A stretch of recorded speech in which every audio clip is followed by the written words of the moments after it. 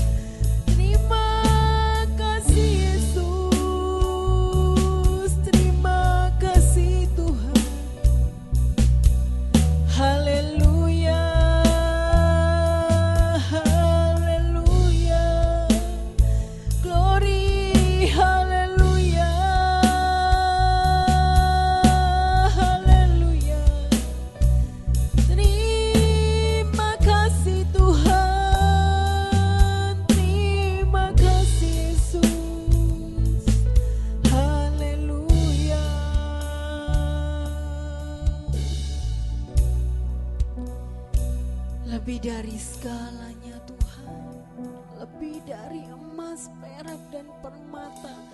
Kami inginkan Engkau saja Tuhan. Haleluya Yesus. Haleluya Yesus. Haleluya.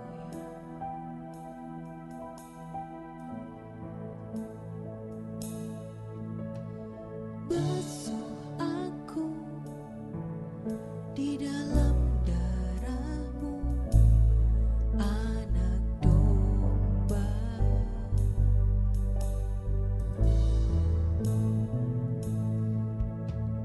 Jamah bibir, luruskan hatiku dengan Roh-Mu.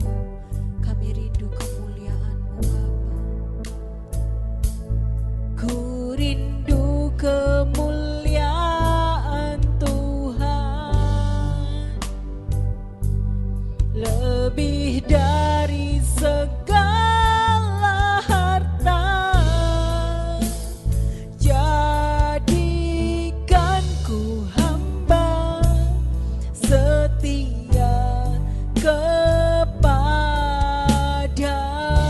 lebih dari segalanya, lebih dari segalanya.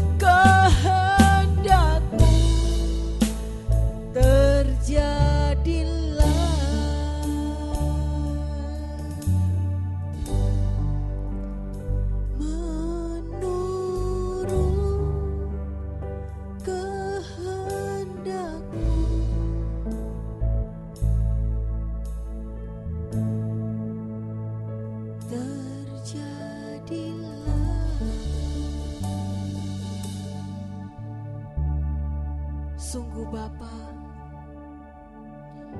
hanya ucapan syukur yang tak henti-hentinya dalam mulut kami Tuhan.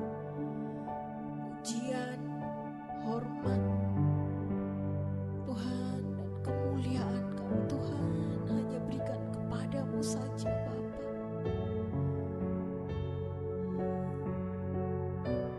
Begitu banyak yang sudah kami lewati Tuhan, terkhusus betapa istimewanya tahun 2020. Di tengah pandemi kami masih bisa ada sampai pada hari ini, semua karena anugerah-Mu Tuhan.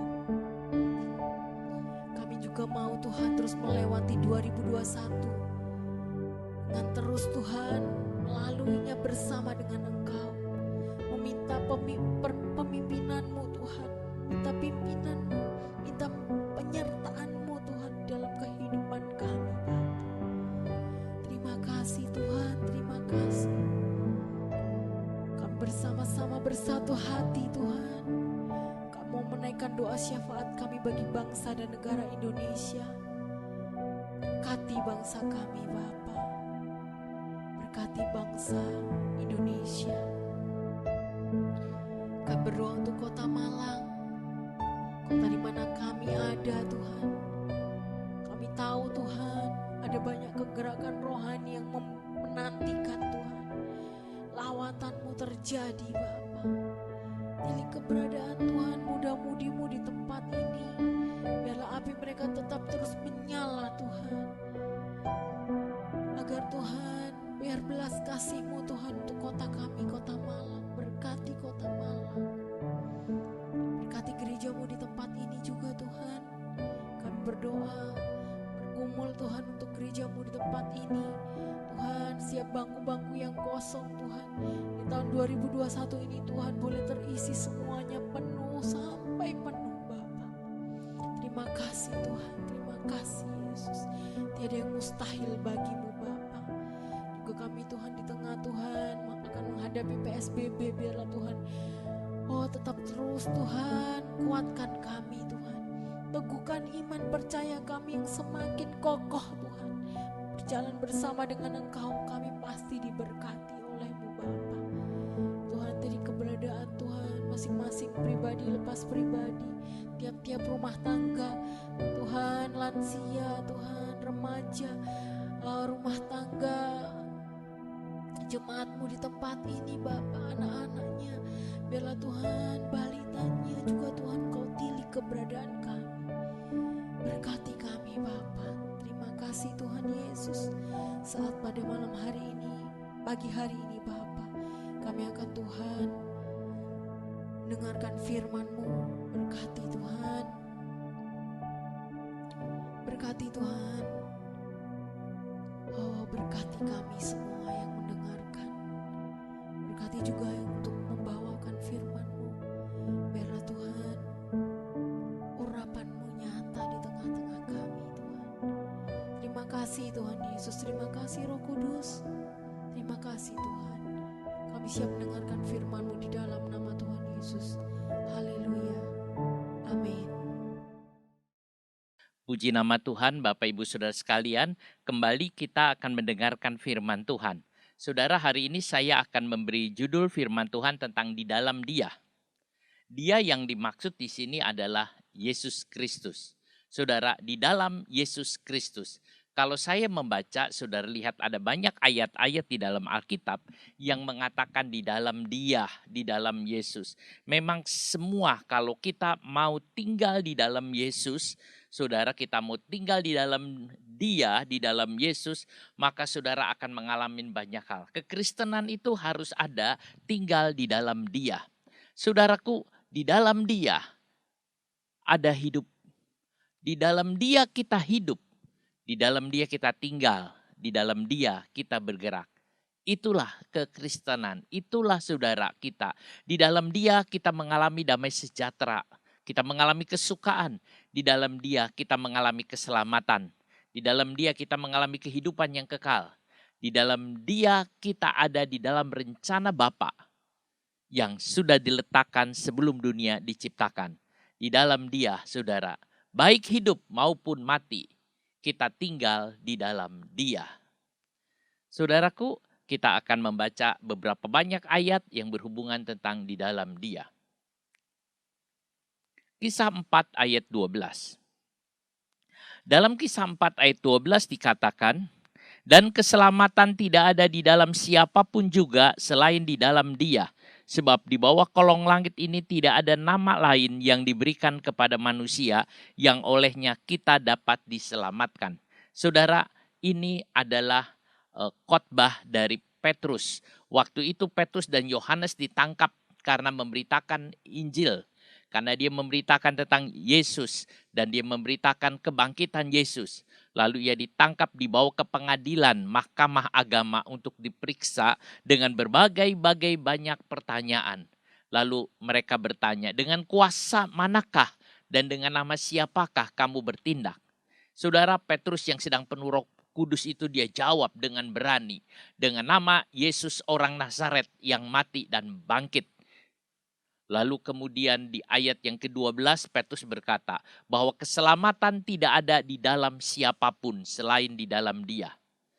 Jadi saudara, dengan jelas, dengan terang, dengan kuat, dengan tegas dia mengatakan bahwa keselamatan tidak ada di dalam nama pun. Jadi saudara, dia katakan bahwa di dalam filsafat agama Yunani ataupun di filsafat ataupun di dalam agama apapun tidak ada keselamatan. Keselamatan itu hanya ada di dalam nama Yesus Kristus. Di dalam Dia kita memperoleh keselamatan. Di dalam Yesus, saudara, ada keselamatan. Lalu saudara boleh silahkan mengajukan nama orang-orang besar, siapapun silahkan. Pasti di dalam dirinya tidak ada keselamatan. Di dalam diri orang besar A, di dalam diri orang besar B. Boleh siapapun yang saudara sebut, tidak ada keselamatan. Atau saudara mau pakai nama nabi siapapun, tidak ada keselamatan. Saudara, karena keselamatan itu hanya ada di dalam Yesus Kristus. Saudara, bahkan mereka mencari keselamatan di dalam Dia, saudara. Dan keselamatan tidak ada di dalam siapapun selain di dalam Dia. Di dalam Yesus Kristus. Saudara, itu yang ada. Yesus berkata, akulah jalan, akulah kebenaran, dan akulah kehidupan. Saudara, dia berkata demikian dengan terang-terangan. Tidak seorang pun yang bisa sampai kepada Bapa kecuali melalui aku. Ini ucapan yang kuat dan tegas. Ada banyak orang mengatakan, ini ucapan yang sangat-sangat tidak toleran. Tetapi saudara, ini bukan masalah toleran. Ini masalah adalah kepastian, ketegasan. Bahwa Yesus mengatakan, akulah jalan, akulah kebenaran, dan akulah kehidupan. Saudara, jadi di dalam Yesus ada keselamatan kekal. Saudara tetap tinggal di dalam Dia. Karena di dalam Dia itulah keselamatan saudara. 1 Korintus 1 ayat yang ke-5. Sebab di dalam Dia, saudara, di dalam Dia, kamu telah menjadi kaya dalam segala hal, dalam segala macam perkataan dan dalam segala macam pengetahuan. Di dalam Dia kamu telah menjadi kaya. Saudara, kaya di dalam apa? Di dalam ayat ini tidak menyinggung tentang kaya akan harta benda. Tetapi di dalam hal ini disinggung dalam segala macam perkataan dan dalam segala macam pengetahuan. Kita kaya di dalam segala macam pengetahuan. Kita kaya dalam segala macam perkataan. Kaya di dalam segala perkataan dan pengetahuan. Jikalau kita kaya dengan kata-kata, saudara, dengan kata-kata hikmat, maka perkataan itu akan memberkati hidup kita, memberkati hidup orang lain. Dari mulut ini keluar kata-kata berkat, saudara. Itu yang ada. Kalau saudara dipenuhi dengan hikmat Tuhan, maka setiap ucapan, setiap kata-kata itu mengandung berkat dari Tuhan. Kata itu penting, saudara. Itu dalam Inggris dikatakan word, saudara, Yunaninya logos, saudara. Di Yohanes menyinggung tentang kata itu, bahwa pada mula pertama adalah word, firman, saudara. Kata itu dikatakan demikian. Saudara, in the beginning was the word, and the word was with God, and the word was God. Itu adalah kata. Sebetulnya dari kata logos, saudara. Kata itu penting. Segala sesuatu dimulai dengan kata. Kalau tidak ada perkataan, tidak ada kata, saudara, tidak akan terjadi sesuatu. Orang-orang, saudara, dia mempunyai kata-kata. Misalnya ada di dalam satu daerah, orang-orang para budak, tidak ada kata merdeka. Selamanya, saudara, dia tidak akan bisa merdeka. Sebab kata merdeka itu tidak pernah tahu merdeka itu apa, saudara.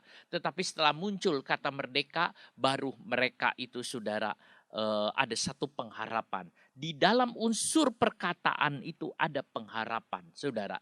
Dimulai dengan kata. Dunia penciptaan dimulai dengan kata. Semua dimulai dengan kata. Dan setelah perkataan baru terjadi. Jika kita mengatakan yang baik, terjadi yang baik, saudara. Kalau saudara mengucapkan kata-kata yang baik, saudara mengucapkan kata-kata yang indah, maka semua akan terjadi baik dan semua akan terjadi indah. Sebab itu Yakobus berbicara soal lidah juga, bahwa di dalam perkataan itu ada kuasa. Ucapkan syukur, ucapan kata-kata yang baik. Saudara, kata ucapan syukur itu adalah eukaristeo. Itu adalah dari kata eu dan karisteo. Saudara, itu artinya mengucapkan kata-kata yang baik. Kita mengucapkan kata-kata yang baik. Dunia diciptakan dari perkataan, dari firman. Tuhan mengatakan jadilah terang, maka terang itulah jadi. Jadilah bentangan, maka bentangan itu jadi. Itu semua dari kata-kata. Saudaraku, kita dengan saudara adalah manusia ilahi, yaitu yang punya segambar dengan Allah. Dan kita memang disebut manusia ilahi. Jika kita mengatakan sesuatu pasti terjadi. Jika kita penuh dengan kekayaan Tuhan, maka hal-hal yang indah pasti terjadi. Karena keindahan itu ada di dalam Tuhan. Kita bisa mengatakan sesuatu dan itu terjadi. Saudara, perkataan yang indah adalah mengucap syukur di dalam segala sesuatu. Ucapkan syukur di dalam segala hal apapun. Saudara, itu perkataan-perkataan kata-kata yang indah. Saudaraku, biar saudara bisa nikmati, menghasilkan. Di dalam Yesus, saudara akan penuh dengan kata-kata yang indah, kata-kata yang bagus, kata-kata yang suci, kata-kata yang murni, kata-kata yang baik. Sehingga saudara bisa mengucapkan kata-kata yang indah. Orang yang tinggal di dalam Yesus, kata-katanya akan indah, kata-katanya akan suci, kata-katanya akan keberkatan. Dan itu terjadi di dalam hidupnya. Kaya di dalam segala pengetahuan. Bukan saja kaya dalam perkataan, tetapi juga kaya dalam pengetahuan. Ini bukan pengetahuan duniawi yang saudara bisa belajar dari bermacam-macam buku duniawi atau dari apapun, saudara. Tetapi ini adalah pengetahuan tentang Allah, pengetahuan ilahi. Umat Tuhan akan binasa kalau tidak mempunyai pengetahuan, saudara. Tuhan memberikan kepada kita pengetahuan, yaitu pengenalan akan Tuhan. Kita memiliki pengetahuan akan Tuhan supaya kita bisa masuk di dalam rencana Tuhan yang ajaib. Rencana Tuhan itu ada sejak dunia belum diciptakan. Saudara, sejak dunia belum ada. Rencana Tuhan itu mulai dari dunia, sebelum dunia diciptakan sampai dunia dilenyapkan. Saudara, itu ada semua. Semua ini hanya dilihat di dalam Yesus. Kalau saudara dengan saya tetap tinggal di dalam Yesus, maka saudara akan diberi oleh Tuhan pengetahuan. Pengetahuan tentang apa? Tentang Allah. Sehingga saudara menjadi orang yang kaya. Baik kaya dalam perkataan maupun kaya di dalam pengetahuan. Di dalam Yesus kita dibawa melihat segala kekayaan dan kemuliaan Allah yang di sorga. Karena kita kaya, saudara, maka kita tidak kekurangan dalam hal apapun. Kalau orang kaya, saudara, berkelimpahan, dia tidak akan kekurangan apapun. Sehingga saudara tidak akan kekurangan hikmat. Saudara tidak akan kehilangan kekurangan kata-kata, saudara. Saudara tidak akan kekurangan pengetahuan dari Tuhan. Sebab saudara kaya. Hidup ini dipenuhi oleh kehadiran Tuhan. Orang Yunani mencari kekayaan hikmat. Mereka mengumpulkan para filsuf, mereka sekumpulkan, tetapi para filsuf pun tidak mengerti tentang kebenaran. Mereka hanya belajar dari alam semesta, bukan dari pencipta. Tetapi di dalam Yesus kita bisa mengenal pencipta itu. Kita bisa mengenal dan kita bisa bergaul karib dengan Dia, yaitu Yesus Kristus. Tetap tinggal di dalam Yesus. 2 Korintus 1 ayat 19 dan 20. Karena Yesus Kristus anak Allah yang telah kami beritakan di tengah-tengah kamu, yaitu olehku dan oleh Silwanus dan Timotius, bukanlah ya dan tidak, tetapi sebaliknya. Di dalam Dia hanya ada ya. Sebab Kristus adalah ya bagi semua janji Allah. Itulah sebabnya oleh Dia kita mengatakan amin untuk memuliakan Allah. Saudara, ayat ini mengatakan di dalam Dia hanya ada kata ya. Di dalam Yesus hanya ada kata ya. Saudara, kita lihat di dalam Yesus tidak ada kata ya, tidak, nggak ada. Saudara, ya atau tidak ya atau tidak, bisa ya, bisa tidak. Tidak, saudara. Di dalam Kristus tidak ada kata ya atau tidak, ya atau tidak. Di dalam Yesus hanya ada kata ya, saudara. Kalau manusia bisa ya, bisa tidak. Kadang-kadang saudara, ini udah pasti orang itu mengatakan sudah pasti. Saudara, ternyata ya tidak. Itulah manusia. Akhirnya kecewa. Orang bilang di PHP kan, saudara. Di PHP kan, saudara, pengharapan palsu katanya, saudara. Paulus saat itu mempunyai rencana untuk pergi ke Korintus. Lalu pulang dari Korintus dia pergi ke Makedonia. Kemudian dari Makedonia kembali lagi ke Korintus. Paulus mengatakan ya, pasti ya. Karena Tuhan mengatakan ya di dalam dirinya. Bahwa dia boleh pergi ke Korintus, ke Makedonia dan Korintus. Dan itu pasti katanya. Paulus belajar menyesuaikan diri dengan Tuhan. Paulus juga tahu kalau Tuhan tidak menghendaki, dia juga tidak mau. Sebab itu dia selalu konfirmasi kepada Tuhan. Dan karena Tuhan bilang iya, pasti iya, saudara.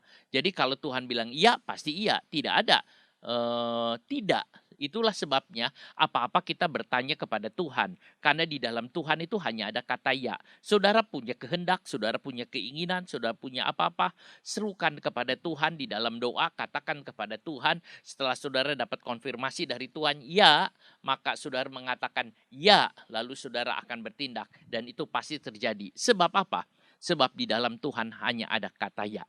Manusia hanya bisa mengatakan kalau Tuhan menghendaki.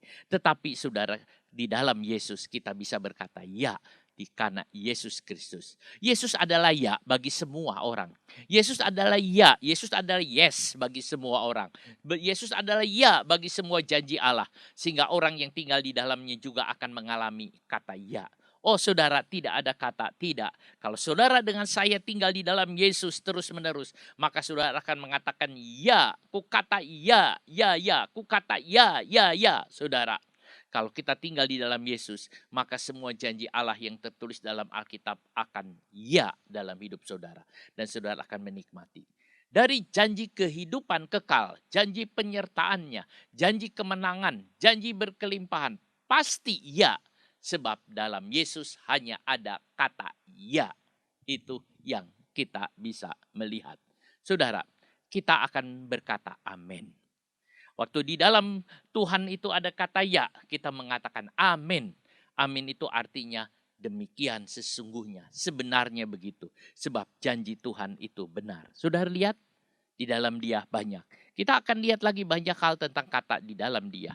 2 Korintus 13 ayat 4. Karena sekalipun Ia telah disalibkan oleh karena kelemahan, namun Ia hidup karena kuasa Allah. Memang kami adalah lemah di dalam Dia, tetapi kami akan hidup bersama-sama dengan Dia untuk kamu karena kuasa Allah. Saudara, kita lihat di situ. Jadi sekalipun katanya Paulus, Yesus disalibkan di dalam kata karena itu Inggrisnya in, saudara, di dalam kelemahan, namun ia hidup oleh kuasa Allah. Jadi saudara, kalau kita lihat memang Yesus lemah waktu dia disalibkan, saudara.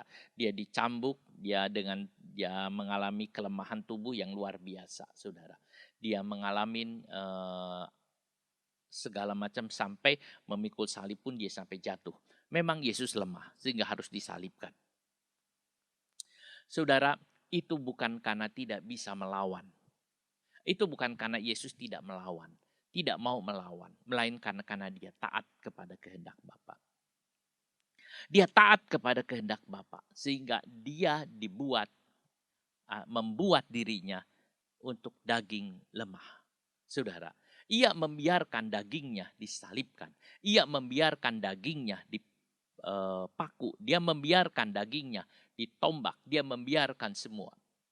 Ya saudara, tujuannya supaya kuasa Allah nyata bagi semua orang. Dengan kematiannya, maut dikalahkan selama-lamanya. Waktu Yesus mati, maka maut dikalahkan. Sehingga maut tidak berkuasa lagi atas manusia, melainkan Kristus. Di dalam kelemahan ada kekuatan. Sungguh daging ini menjadi lemah, tetapi roh ini tetap kuat karena ketaatan kepada Bapa. Demikian juga dengan Paulus. Paulus mengatakan bahwa ia juga lemah di dalam Tuhan. Maksudnya saudara, dia lemah, tubuhnya lemah, dia dianiaya, dia mengalami banyak hal. Dan dia tidak berdaya dan dia tidak melawan karena dia mau taat dan tunduk kepada Yesus Kristus. Saudara, tetapi kuasa Allah nyata di dalam Paulus. Paulus mengalami penderitaan, tapi kuasa Allah hidup, saudara, semakin nyata. Semakin dia mengalami, saudara, aniaya tubuhnya, semakin dia kuat. Itu hanya di dalam Kristus. Kalau orang, saudara, semakin tubuh lemah, mungkin pikirannya jadi lemah, hatinya jadi lemah. Tetapi orang yang di dalam Kristus, walaupun tubuh lemah, walaupun sudah tua, walaupun kena sakit, tetapi roh ini tetap kuat karena di dalam Kristus. Sebagai orang Kristen, kadangkala kita harus seperti orang yang lemah dan tidak berdaya, saudara. Tetapi ini terjadi di dalam dia. Walaupun kondisi itu lemah dan tidak berdaya, tetapi dalam ketidakberdayaan kita ada kuasa Allah yang nyata. Kuasa Allah itu nyata, saudara. Saudara, kalau daging itu dilemahkan, kekuatan daging itu dimatikan lebih dahulu. Di kayu salib baru kekuatan rohani itu akan muncul. Saudara, jadi caranya adalah kalau kita ingin kuasa Allah itu nyata, kekuatan daging itu harus dilemahkan, baru kuasa Allah nyata. Yakub seorang yang keras. Yakub seorang yang bahasa Jawanya ngengkel, saudara. Itu Yakub. Dia bergumul dengan Tuhan dan dia tidak mau menyerah. Dia tidak mau menyerah. Dia tidak mau kalah, saudara. Dia hadapin, dia lawan. Tuhan bicara, dia lawan, saudara. Akhirnya Tuhan pukul pangkal pahanya Yakub. Sehingga Yakub itu pincang, akhirnya Yakub menyerah. Waktu Yakub menyerah, malaikat Tuhan mengatakan, namamu bukan Yakub tapi Israel. Saudara, sebab kamu sudah menang, saudara. Saat kita mengalahkan daging kita, itulah kemenangan buat kita, saudara. Saudara ingin menang, kita harus mengalahkan daging kita. Daging harus menjadi lemah, daging tidak boleh bersuara, barulah kuasa Allah nyata. Kita ingin kuasa Allah nyata, kita ingin Allah itu menyatakan kuasanya. Sebab itu kita harus mau menyalibkan daging. Galatia 3 ayat yang ke-14. Yesus Kristus telah membuat ini supaya di dalam dia, saudara, ada kata di dalam dia lagi. Yesus Kristus telah membuat ini supaya di dalam dia berkat Abraham sampai kepada bangsa-bangsa lain. Sehingga oleh iman kita menerima roh yang telah dijanjikannya. Saudara, oleh iman kita menerima roh yang dijanjikan. Kematian Yesus telah menyebabkan berkat Abraham sampai kepada bangsa-bangsa lain. Di dalam ayat yang ke-13, kalau saudara baca Galatia 3 ayat yang ke-13, tadi kita baca ayat yang ke-14, di atasnya saudara kita akan melihat tentang Kristus, saudara, yang mati.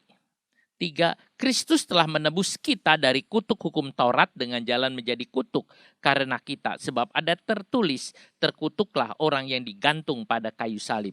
Yesus Kristus telah membuat ini supaya di dalam dia berkat Abraham sampai kepada bangsa-bangsa lain. Saudaraku, berkat Abraham sampai kepada bangsa-bangsa lain itu tidak pernah kepikiran. Saudara, apakah berkat Abraham? Saudara, iman kepada Allah. Berkat Abraham adalah iman kepada Allah. Abraham dibenarkan karena imannya. Yesus Kristus membawa kita, membawa saudara memiliki iman seperti Abraham. Seperti Abraham yang taat penuh, saudara.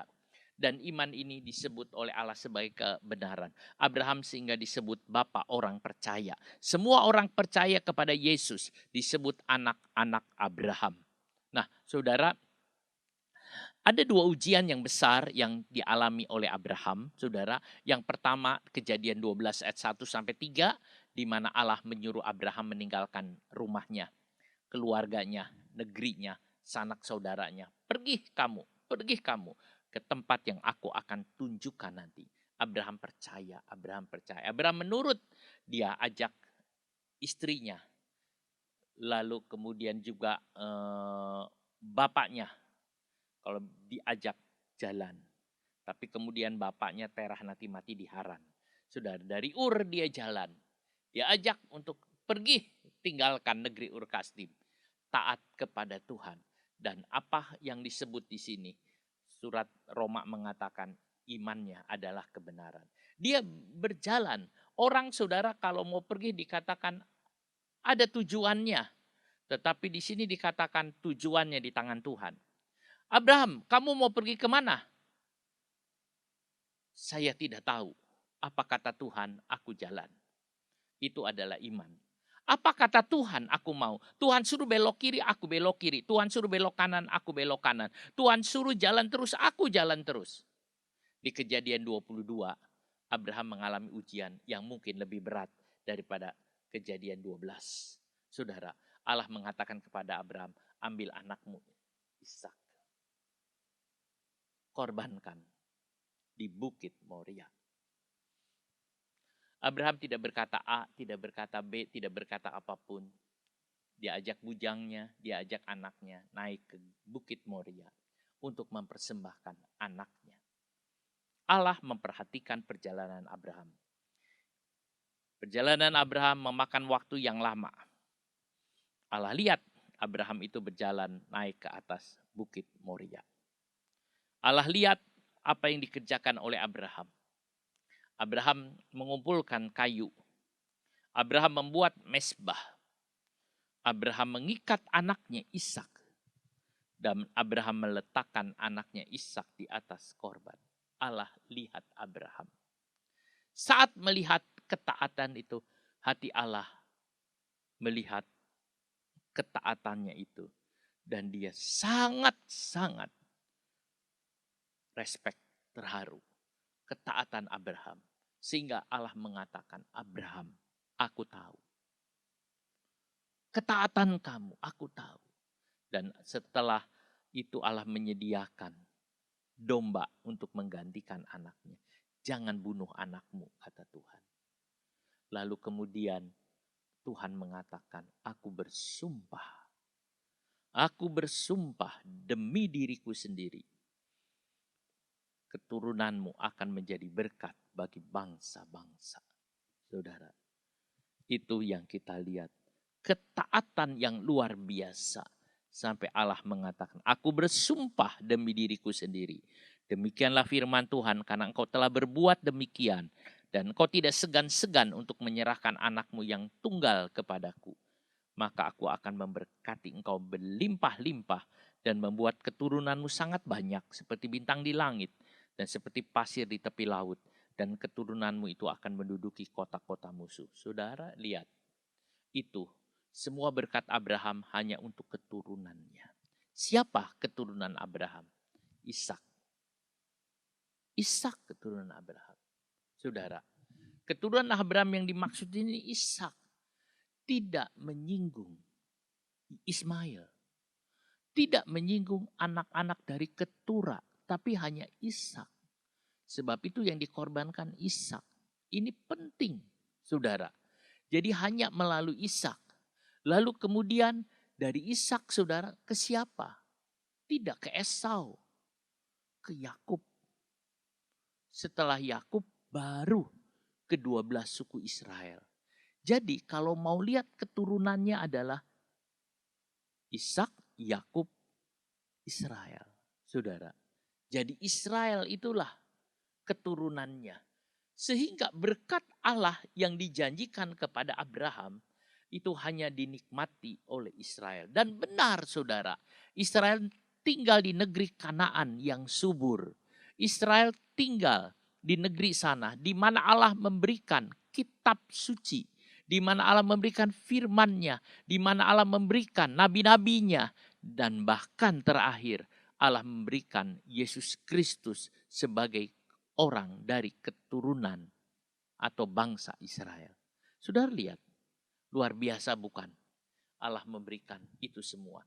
Tidak ada berkat, tidak ada kitab, tidak ada Roh Kudus, tidak ada Injil untuk orang non-Israel. Tetapi apa yang Yesus kerjakan lain.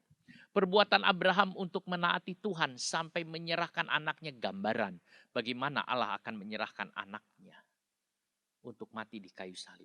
Kesamaan ini membuat Allah memberkati Abraham bahwa ia berada di jalan Tuhan. Oleh keturunanmu lah segala bangsa akan memperoleh berkat. Galatia 3:16 yang dimaksud keturunannya bukan keturunan-keturunan, tapi keturunannya itu Yesus. Jadi bagi orang yang tinggal di dalam Yesus, segala berkat yang Allah janjikan kepada Abraham menjadi miliknya. Saudara, itu segala berkat Abraham itu menjadi miliknya.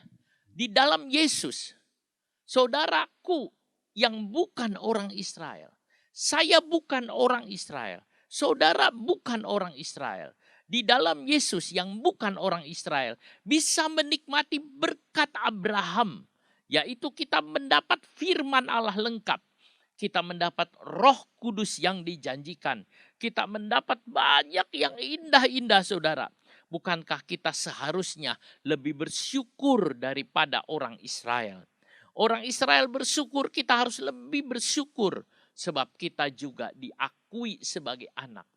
Saudara, kita menerima roh yang dijanjikan. Dalam terjemahan King James dikatakan that we might receive the promise of the Spirit through faith. Saudara, di situ ada kita katakan the promise of the Spirit. Saudara, perjanji dari roh. Bagi perjanjian bagi roh. Bagi kita orang percaya Roh Kudus adalah meterai perjanjian. Sehingga kita memperoleh semua yang dijanjikan Allah kepada Abraham, Bapa orang percaya. Saudaraku, kita tinggal yakin saja. Kita mengatakan terima kasih Tuhan. Terima kasih Yesus. Efesus 1 ayat yang keempat. Sebab di dalam Dia Allah telah memilih kita sebelum dunia dijadikan, supaya kita kudus dan tak bercacat di hadapannya. Saudara, di dalam Dia Allah telah memilih kita. Kita dipilih di dalam Dia. Kita tidak dipilih di luar Dia. Kita tidak dipilih di mana, saudara? Di dunia. Kita dipilih di dalam Dia. Sebab di dalam Dia Allah telah memilih kita. Kita dipilih di dalam Dia sebelum dunia diciptakan. Jika kita dipilih Tuhan bukan hanya sebelum kita lahir saja. Tetapi kita dipilih oleh Tuhan sebelum dunia diciptakan. Sebelum Kejadian 1 ayat 1. Allah sudah memilih saudara. Allah sudah tahu. Dan Allah sudah melihat kita sejak dahulu. Sebelum saudara lahir. Sebelum dunia ini ada. Jadi saudaraku, apa yang ada sekarang ini saudara tinggal dalam Tuhan. Saudara ada dalam rencana Allah. Karena sebelum dunia diciptakan, saudara sudah dipilih oleh Tuhan. 1 Petrus 1 ayat 20. Yesus dipilih sebelum dunia dijadikan. Kita baca 1 Petrus 1 ayat yang ke-20.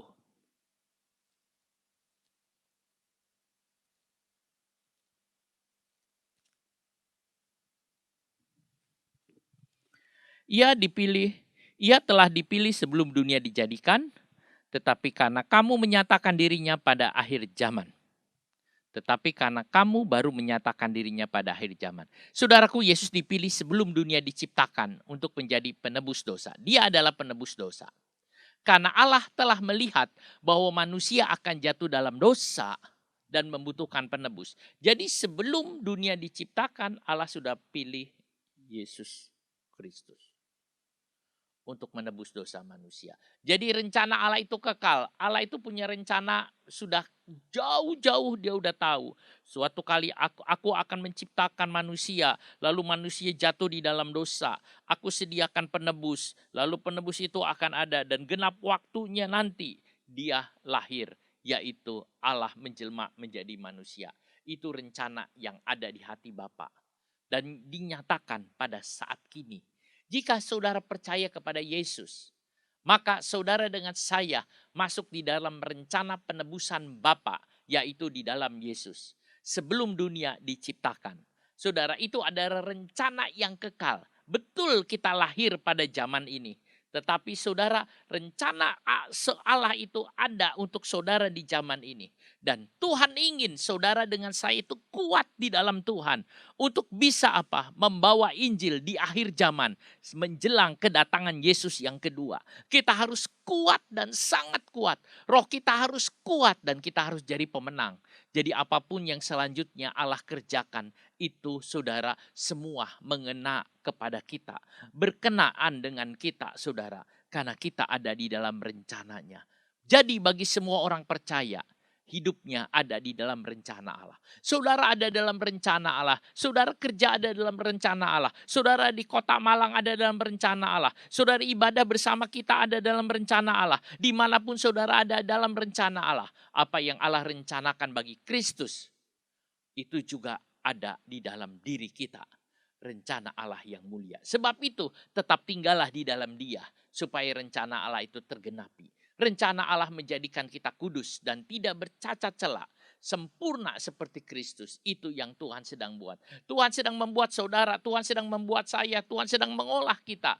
Untuk menjadi sempurna seperti Kristus. Tuhan tidak akan diam. Tuhan akan bekerja untuk menyempurnakan gerejanya, menyempurnakan kita semua. Jadi Tuhan akan bekerja di dalam kita supaya kita menjadi seperti Kristus. Sangat indah itu rencananya supaya kita menjadi satu di dalam Kristus. Kita ada di dalam rencananya Bapa. Saudara, rencana yang mulia. Indah rencana Tuhan itu. Efesus 1 ayat yang ke-6. Supaya terpujilah kasih karunia-Nya yang mulia, yang dikaruniakannya kepada kita di dalam Dia yang dikasihinya. Saudara, di dalam Kristus kita mendapat kasih karunia Allah. Kasih karunia artinya diperkenan oleh Tuhan. Saudara, di dalam Kristus kita dapat kasih karunia. Orang yang diperkenan Tuhan akan mendapat kebaikan dan kemurahan Tuhan. Saudara, kalau saudara dengan saya menjadi orang yang diperkenan Tuhan, menjadi orang yang disukai Tuhan, menjadi orang yang dicintai Tuhan, menjadi orang yang hidupnya berkenan, maka kemurahan dan kebaikan Tuhan akan memenuhi saudara. Kata Daud, akan mengikutiku kemurahan dan kebaikan Tuhan, mengikuti sepanjang hidupku. Kenapa? Karena Daud hidup berkenan kepada Allah. Dia yang mengatakan Tuhan adalah gembalaku. Saudara, jadi kita lihat, nah selama kita tinggal di dalam Yesus, maka Bapa berkenan kepada kita. Dan tetapi kalau kita undur dari Tuhan, maka Tuhan tidak berkenan. Orang yang tinggal di dalam Yesus, dia akan makan kasih karunia Bapa. Dia akan menikmati kasih Allah. Dia akan menikmati kehendak Allah. Siapa yang diperkenan oleh Tuhan? Yesus Kristus. Pada waktu dia dibaptis, ada suara mengatakan, inilah anakku yang berkenan kepadaku. Saudara, dan siapa yang berkenan? Yesus. Dan kita yang ada di dalamnya turut diperkenan. Kalau kita tinggal dalam Dia, kita juga diperkenan. Kita diperkenan karena Yesus. Jikalau ada orang diperkenan oleh presiden, saudara, maka dia menjadi orang yang terhormatnya negara. Oh, ini orang yang aku perkenan. Artinya, ini orang yang aku muliakan. Ini orang yang aku muliakan. Ini orang yang aku berkenan. Jikalau saudara diperkenan oleh Bapa, bahwa saudara menjadi orang yang dimuliakan. Ini orang yang dimuliakan. Saudara akan menjadi terhormat di dalam kerajaan sorga. Kita dianggap oleh Bapa. Itu karena kita tinggal di dalam Yesus. Saudara, kita bisa tinggal di dalam Tuhan. Efesus 1 ayat 7. Sebab di dalam Dia dan oleh darahnya kita beroleh penebusan, yaitu pengampunan dosa menurut kekayaan kasih karunia-Nya. Di dalam Dia, melalui darahnya, kita dapat penebusan. Saudara, kita dapat penebusan di dalam Yesus melalui darahnya.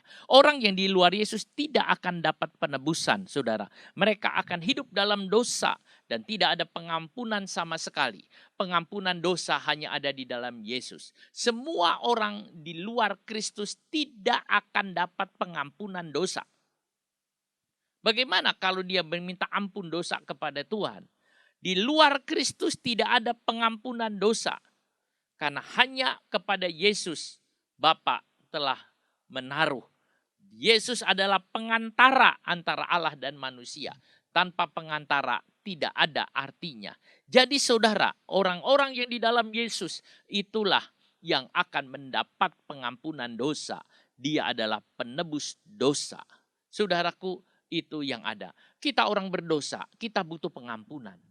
Dan pengampunan itu hanya ada dalam Yesus. Itulah sebabnya kalau saudara belum terima Yesus, kalau saudara belum percaya kepada Yesus, saudara harus terima Yesus sebagai juru selamat saudara. Sebab hanya satu-satunya dia pengampun dosa. Kalau saudara tidak mau terima Yesus, saudara minta ampun dosa, dosa saudara tidak akan diampuni. Dengan bayaran apa saudara akan dapat pengampunan dosa? Dengan uang sebanyak apa saudara bisa dapat pengampunan dosa? Tidak ada yang bisa membayar harga dosa saudara. Tetapi dosa itu sudah dibayar oleh Tuhan Yesus waktu dia mati di kayu salib. Dia adalah anak Allah yang menjelma menjadi manusia. Dia mati untuk menebus dosa kita semua. Itulah sebabnya saudaraku, saudara harus percaya kepada Yesus Kristus. Dia adalah satu-satunya jalan, dia adalah satu-satunya nama di kolong langit ini. Jikalau kita tetap di dalam dia, maka kuasa pengampunan itu akan terus-menerus bekerja di dalam diri saudara. Sehingga kita selalu dibenarkan. Dosa terbesar kita sudah dibayar lunas oleh Yesus. Masih ada dosa-dosa kecil yang kita buat karena ketidaktaatan manusia. Dan itu pun Tuhan sudah bayar, saudara. Yesus bereskan karena Yesus tidak mau tinggal dengan orang berdosa. Saudara, Yesus boleh disebut sahabat orang berdosa, tetapi Yesus tidak mau tinggal dengan orang yang berbuat dosa. Saudara, sebab apa? Sebab kalau orang itu ada dalam Yesus, maka dosanya diampuni. Tidak ada orang yang tinggal di dalam Yesus ada orang berdosa, tidak ada. Sebab pasti dosanya diampuni. Tetapi kalau ada orang mengaku dirinya tinggal bersama dengan Yesus tapi hidup di dalam dosa, maka orang itu tidak tinggal bersama dengan Yesus. Kalau ada orang mengatakan dia tinggal di dalam terang tapi mengerjakan kegelapan, maka orang itu adalah pendusta. Orang itu tidak tinggal dalam terang tapi dia tinggal di dalam kegelapan. Jadi kalau ada orang mengatakan aku tinggal di dalam Yesus tetapi dia masih berbuat dosa, maka orang itu tidak tinggal di dalam Yesus, saudara. Sebab Yesus tidak tinggal dengan orang berdosa. Yesus mencintai orang berdosa, tapi dia tidak mau tinggal dengan orang berdosa, saudara. Sebab apa? Sebab kalau ada Yesus, pasti orang berdosa itu sudah diampuni dosanya dan dibereskan. Saudara, sebab itu saudara kita lihat, apakah saudara tinggal di dalam Yesus?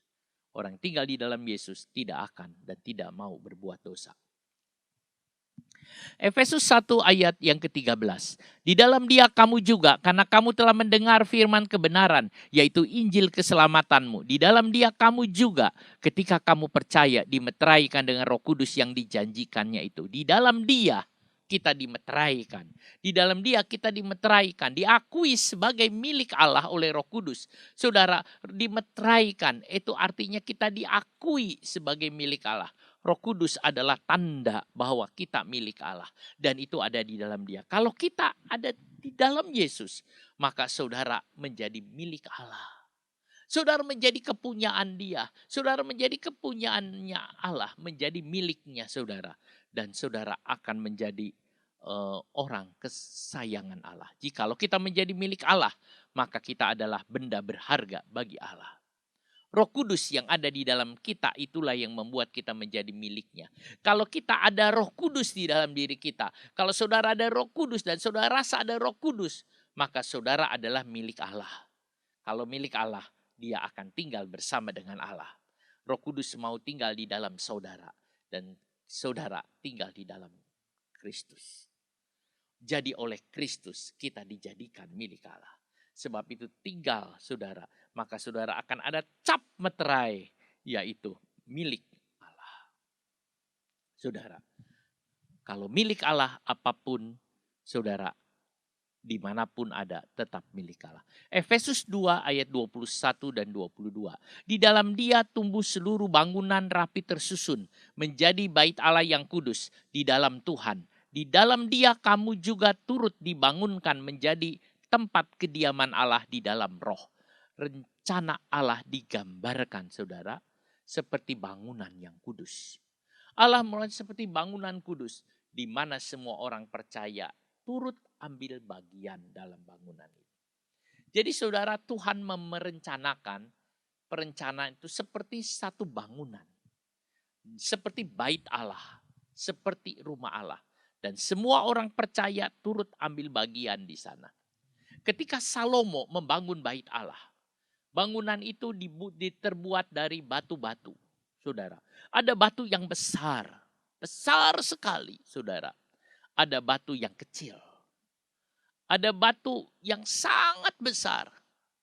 Ada hanya batu pelengkap. Tetapi semua itu ada, saudara. Kemudian di dalam bait Allah juga ada banyak perkakas-perkakas semua. Itu dibangun menjadi satu bagian, yaitu rumah Allah. Semua adalah bagian dari tempat kudusnya, bait kudusnya Allah. Saudaraku, kita seperti batu yang diambil. Kita adalah batu-batu yang mungkin saudara di luar tidak terpakai. Batu-batu yang dibuang. Kita batu-batu yang tidak dianggap, tapi diambil batu itu. Lalu kemudian batu itu ditaruh sebagai rumah Allah. Bagian dari rumah Allah. Dulu Salomo mengambil batu-batu dari bukit batu. Yang mungkin tidak terpakai, tapi setelah dipakai rumah Allah menjadi indah, saudara. Saudaraku, itu yang kita bisa lihat. Saudara adalah bahagian dari batu-batu itu. Jadi saudara akan dipakai. Dan pada waktu Salomo membangun bait Allah, itu batu-batu itu diukur pas lalu ditaruh. Mungkin saudara hanya sebagian saja. Mungkin saudara ada bagian saudara kecil. Setiap orang ada bagiannya. Mungkin hanya sebutir batu yang ditaruh di baitnya. Mungkin saudara hanya sebutir batu kerikil yang kecil. Sebagai pengisi atau penutup lubang. Bukan batu yang besar. Mungkin saudara hanya sebagai pelengkap saja. Yang penting ada dalam rumah Tuhan. Saudara, memang ada orang yang batu besar, Tuhan taruh. Tapi bukan artinya batu yang kecil tidak ada artinya. Tuhan yang taruh. Semua ada dalam rumah Tuhan. Semua ada yang berharga. Semua dipakai oleh Tuhan. Besar kecil Tuhan pakai. Besar kecil Tuhan pakai. Dan Tuhan taruh di rumahnya. Saudara, tidak ada tempat yang paling indah selain rumah Tuhan. Tidak ada tempat yang paling indah selain rumah Tuhan. Semua menurut bagiannya. Semua menurut ketentuan Tuhan. Kita hanya bersyukur. Walaupun di rumah Tuhan hanya mendapat porsi yang kecil. Tetap kita setia kepada Tuhan. Karena Tuhan yang ngerti, Tuhan yang atur. Kalau kita tetap terus di dalam Dia, walaupun kecil, kita akan mendapat kepercayaan yang besar. Saudara, yang kecil bisa mendapat kepercayaan yang besar dari Tuhan. Kepercayaan itu artinya itu yang penting. Kecil itu bisa penting, saudara. Besar juga penting. Tapi kecil juga penting, saudara. Tapi ada kadang-kadang kecil yang lebih penting. Saudara lihat tubuh manusia. Benda mana yang penting? Semua penting. Tetapi saudara, kalau saudara punya paru-paru terganggu, kalau saudara punya jantung terganggu, itu lebih berbahaya daripada kaki atau tangan yang terganggu. Saudara, kalau otak terganggu, itu juga berbahaya. Nah, itu dilindungi oleh tulang-tulang yang kuat, saudaraku. Untuk apa? Supaya itu terjaga. Kelihatannya otak itu lemah, saudara. Kesenggol sedikit bisa geger otak, saudara. Kesenggol sedikit bisa gila. Ini otak ini penting, saudara. Itu yang lihat. Nah, saudara, kita lihat. Tetapi saudara, bagaimana kita lihat? Bukan besarnya, tetapi kepercayaan Allah terhadap kita yang penting. Bagaimana bisa dipercaya Tuhan? Kalau kita bisa bertanggung jawab atas yang kecil, maka kita mendapat kepercayaan yang besar, saudara. Nah, saudara, kita lihat. Efesus 3 ayat 12.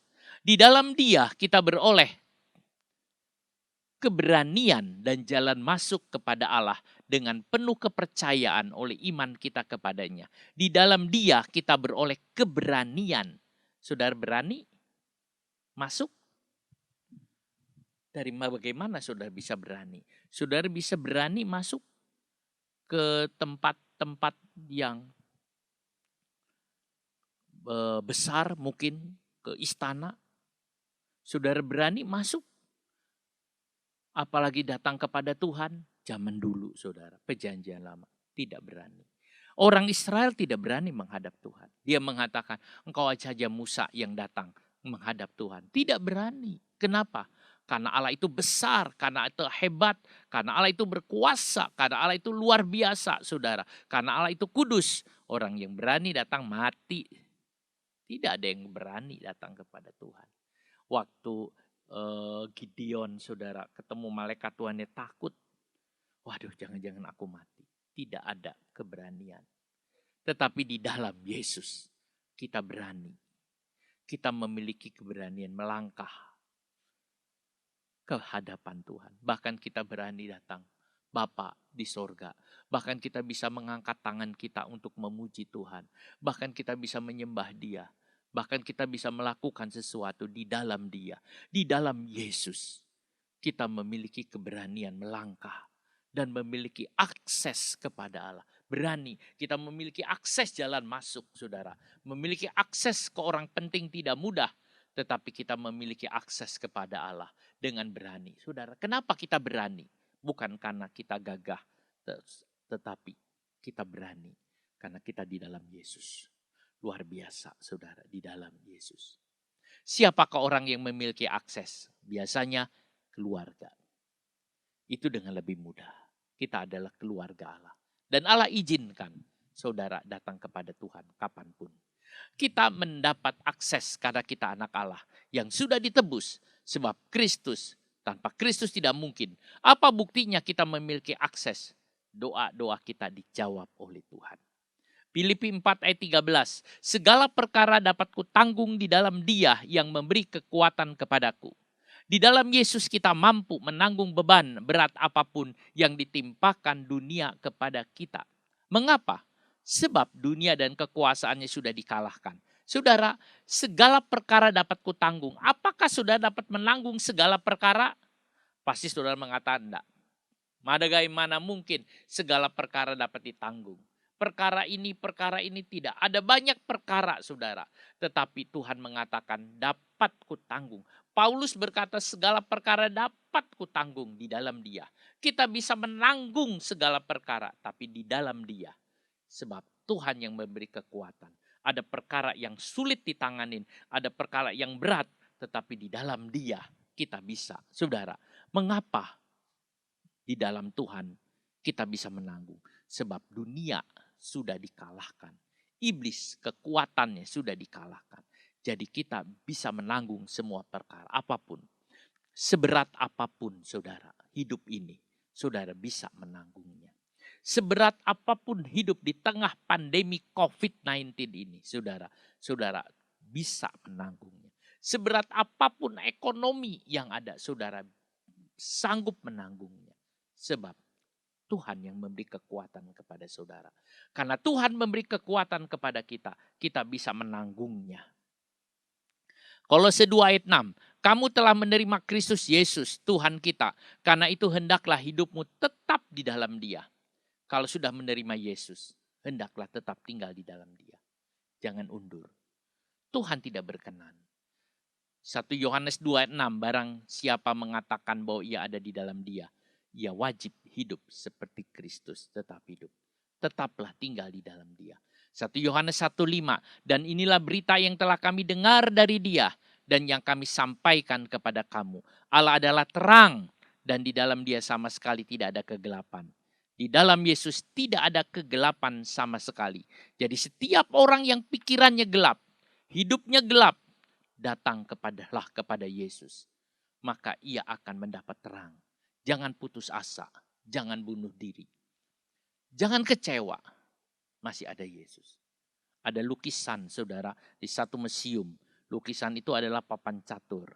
Di dalam papan catur itu ada dua orang bermain catur. Satu orang ngeliat, dia berkata, mati aku. Dia satunya saudara dengan tersenyum mengatakan, mati kau. Satunya mengatakan, mati aku. Karena posisinya sudah sekak. Mungkin satu langkah lagi mati. Sekak satu langkah lagi mati. Ini saudara posisinya begitu. Satu langkah lagi mati. Baru sekak. Selangkah lagi sekak mati saudara. Dia posisinya begitu. Orang itu sudah nunduk. Nah, semua orang lihat papan catur itu dan berpikir semua. Suatu waktu ada seorang grandmaster catur, dia masuk ke museum itu, dia lihat. Setelah dia lihat, tiba-tiba dia menemukan satu ide. Dia seolah-olah dia menepuk sama orang yang sedang tunduk, mau menyerah. Jangan menyerah, jangan menyerah.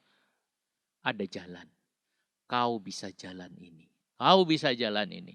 Kamu lolos dari kematian. Kamu bisa jalan. Seorang grandmaster tahu jalannya. Orang biasa tidak tahu. Dia berkatakan, mati kau. Sudah matilah kau. Mati kau. Tapi grandmaster bilang, tidak ada jalan. Sudah. Yesus adalah grandmaster yang terbesar. Pada waktu sudah putus asa, nggak ada jalan. Mati, bunuh diri. Tuhan bilang, jangan menyerah. Ada jalan, masih ada jalan. Kadang-kadang kita putus asa, Tuhan aku menyerah. Tapi Tuhan mengatakan, jangan menyerah, ini jalannya. Jalan keluar dari Tuhan itu indah. Saudara, jalan keluar dari Tuhan itu indah. Itu sangat indah, saudara. Sebab itu di dalam Yesus, saudara, ada lagu yang kita akan menyanyikan, saudara. Lagu di dalam Yesus. Saudara, ini lagu yang lama. Lagu lama, saudara. Tetapi lagu ini lagu sangat indah. Mungkin saudara belum mendengar lagu ini. Tetapi lagu ini ada. Di dalam Yesus ada kesukaan. Di dalam Yesus ada kedamaian. Di dalam Yesus ada keselamatan selamanya. Kita nyanyi nyanyian ini, saudara.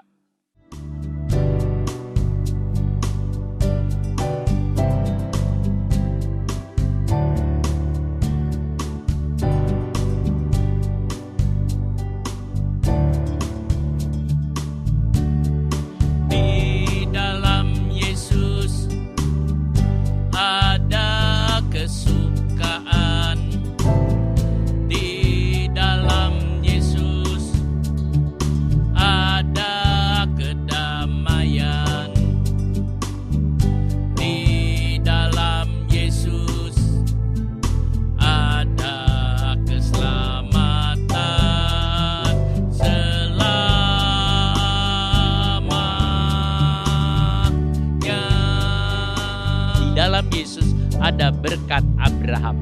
Di dalam Yesus ada berkat Abraham. Di dalam Yesus ada kesatuan. Di dalam Yesus. Di dalam Yesus ada rencana Bapa.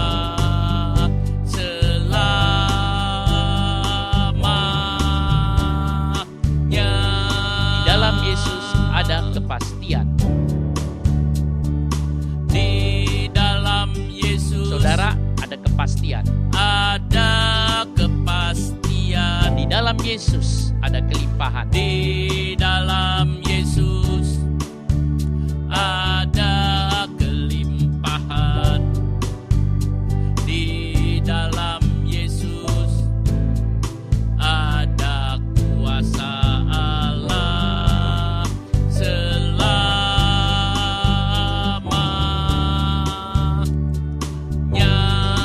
Yesus ada jalan terbuka.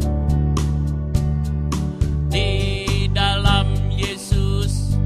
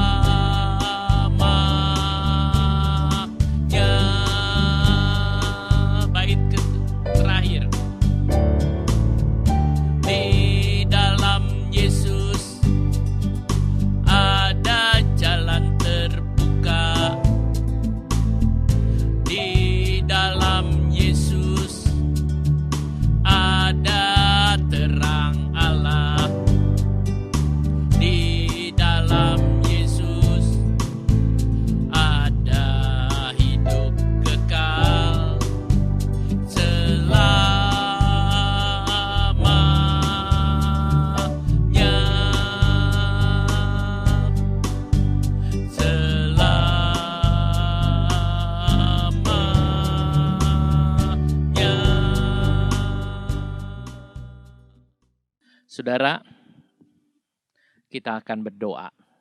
Di dalam Yesus ada segalanya. Bapa di sorga, kami berterima kasih kepadamu buat semua yang kau berikan, buat kasih setiamu, buat kemurahanmu yang besar, buat semuanya ya Tuhan. Tuhan, kami sudah mendengar firman-Mu bahwa di dalam Yesus, di dalam Engkau ada kehidupan kekal, ada keselamatan, ada rencana, ada janji Bapa, ada akses untuk kepada Bapa, ada jalan, ada keberanian, ada penebusan dosa, semua di dalam Yesus. Hamba-Mu berdoa bagi orang-orang yang belum menerima Yesus. Tolong Tuhan beri kepada kami kesempatan untuk kami bisa memberitakan Injil kepada mereka. Beri kepada kami keberanian, beri kepada kami kuasa untuk kami pergi memberitakan Injil kepada mereka. Karena semua orang perlu tahu bahwa di dalam Yesus ada pengampunan, di dalam Yesus ada segala-galanya. Tolong kami Tuhan untuk kami menjadi pemberita-pemberita Injil.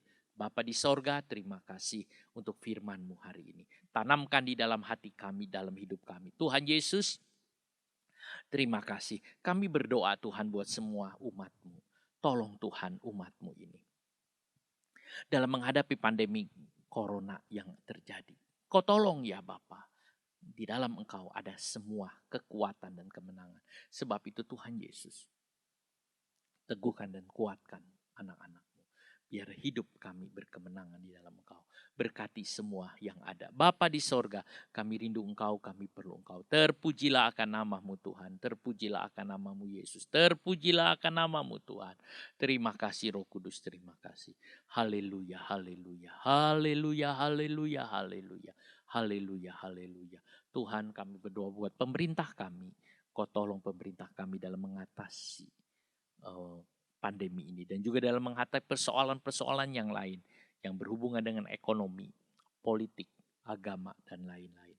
Bapak, tolong Tuhan Presiden kami, Bapak Jokowi Tuhan, dengan stafnya, baik TNI, baik Polri juga Tuhan, Engkau tolong Bapak. Terima kasih Roh Kudus, terima kasih Tuhan. Haleluya, haleluya. Tuhan berkati anak-anak-Mu, hamba-Mu mengakhiri ibadah ini.